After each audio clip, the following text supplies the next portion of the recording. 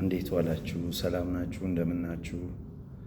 ዛሬ የምንመለከተው የ16ኛውን የሊደርሺፕ ስታይል ነው የምንመለከተው።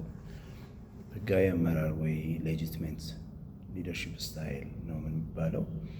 እንግዲህ ህጋዊ አመራር ብዙውን ጊዜ የቦታ ስልጣንን በመባል ነው የሚታወቀው።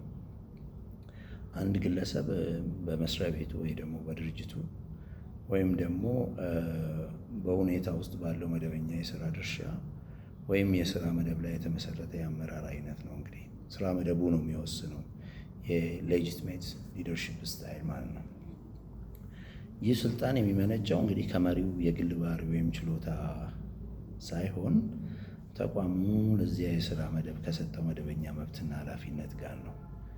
እንግዲህ ካለው ሪስፖንሲቢሊቲ እና አካውንታቢሊቲ አንጻር ሪስፖንስብል የተሰጠው ተቋሙ የሰጠውን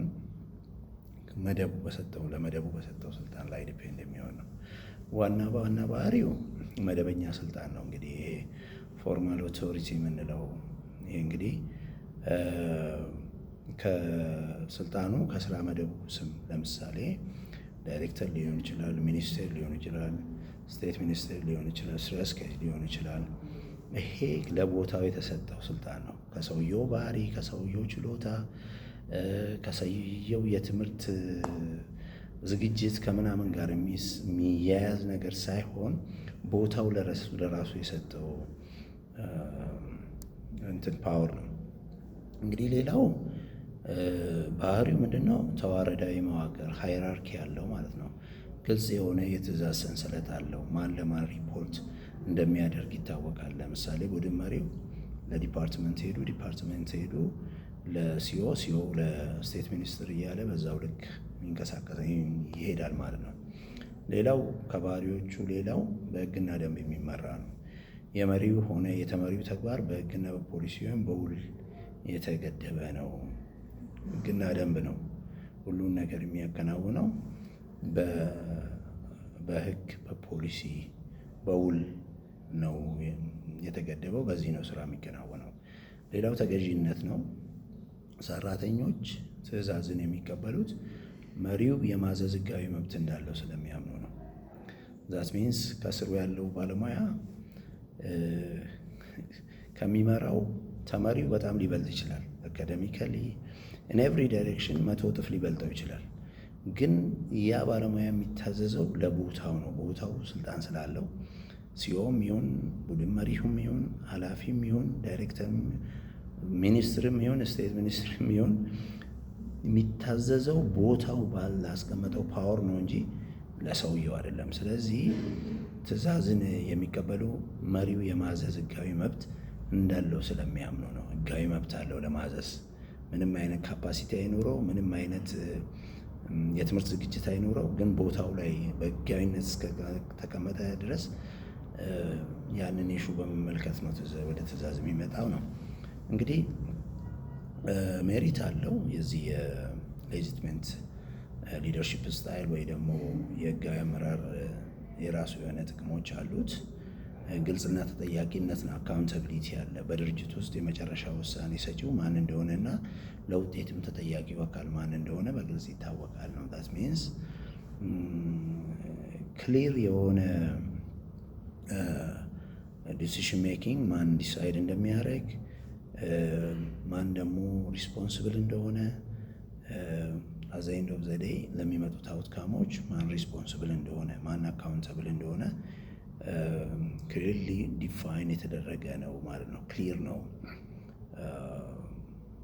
ነው ማለት ነው። ሌላው ውሳኔ መስጠት ፍጥነት ነው። ዛት ሚንስ በተለይ በአስቸኳይ ጊዜ ወይም በችግር ወቅት ብዙ ክርክር ሳያስፈልግ መሪው ባለው ስልጣን ተጠቅሞ ፈጣን ውሳኔ እንዲያሳልፍ ያስችለዋል። ስለዚህ ይሄ ዲሲሽን ሜኪንግን በጣም ያፋጥናል። ወዝን ሾርት ፔሪድ ኦፍ ታይም ኢሹዎችን ወዲያው ዲሳይድ ለማድረግ በጣም ይጠቅማል ማለት ነው። ሌላው ተቋማዊ መረጋጋት ነው። ስታቢሊቲን ያመጣል ነው። ስልጣኑ በሰውየው ሳይሆን በቦታው ላይ ስለሆነ መሪው ቢቀየርም ተቋሙ ስራው ላይ በአግባቡ መቀጠል ይችላል። ዳት ሚንስ ሰውየው ሄደ ተብሎ ስራው አይቆምም። ቦታው ላይ ነው ስልጣኑ ያለው፣ ፓወሩ ያለው። ስለዚህ ሰውየው ቢኖርም ባይኖርም ስራው መቀጠሉ አይቀርም የሚል ነው። ግልጽ የስራ ድንበር አለው። እያንዳንዱ ሰራተኛ የሚጠቀምበት ተግባርና ኃላፊነት ወሰን እንዲያውቅ ይረዳል። ዛት ሚንስ ምንድን ነው ተግባሩ? እያንዳንዱ ባለሙያ የራሱ የሆነ ጆብ ዲስክሪፕሽን አለው። ኃላፊነቱ ምንድን ነው የሚል የተወሰነ ገደብ አለው ማለት ነው። ዲሜሪቶችም አሉት። ለምሳሌ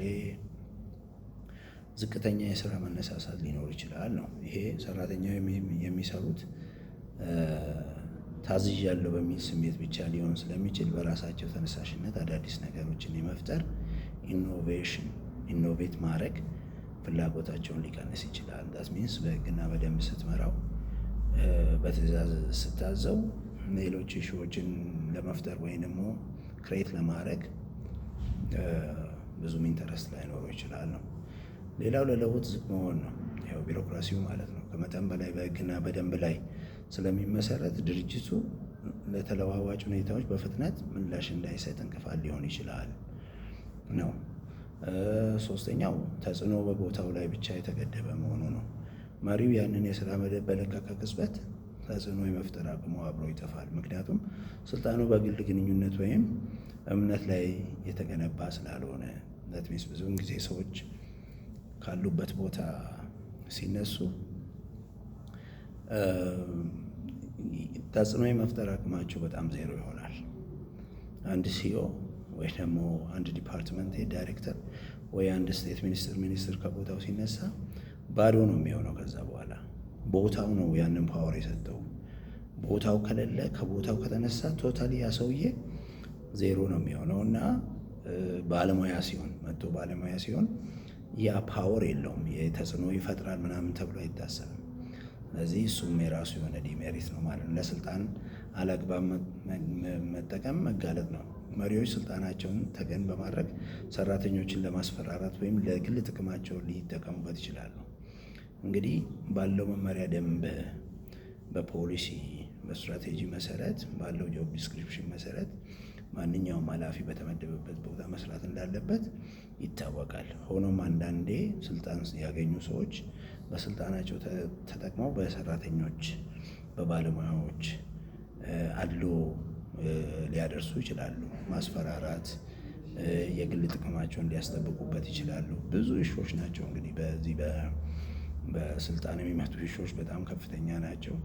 ስልጣንን አላግባብ መጠቀም፣ ሕጉና ደንቡ መመሪያው ከሚፈቅደው ውጪ ፓወርን መጠቀም፣ በሰው ላይ አድሎ መስራት ብዙ ኢሹዎች ናቸው። ስለዚህ የራሱ የሆነ ዲሜሪት አለው ማለት ነው። 16ኛው ሊደርሺፕ ስታይል አይተናል።